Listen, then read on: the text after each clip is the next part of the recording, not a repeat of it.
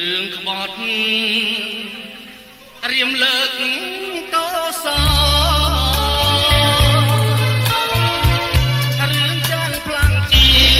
ស្នារឿងបងប្រទូជារឿងកវីរឿងបងនឹងជ្រៃស្មោះស្ម័គ្រស្អី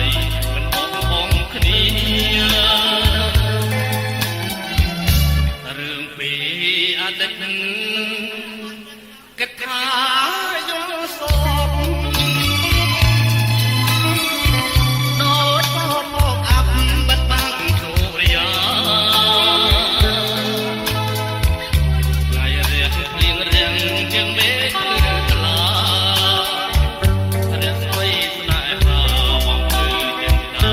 រៀមនឹងញោរណៃសោភិនីមាសបងអើយកូនយើងគ្នាហើយឈប់យំទៅក្លាយ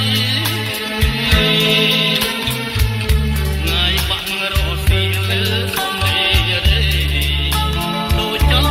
លរៀងស្រិនបំពេនៃឲ្យគេងាយព្រះច័ន្ទគោរពឈប់កណ្ដាលព្រៃ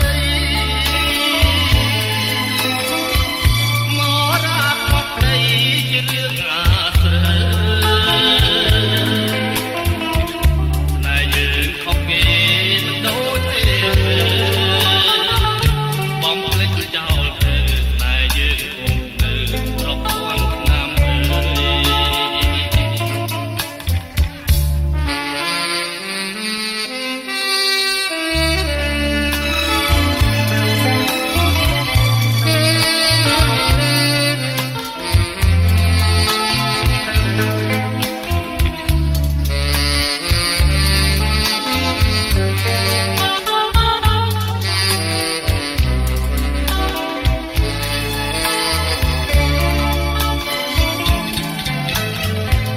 ព្រះច័ន្ទ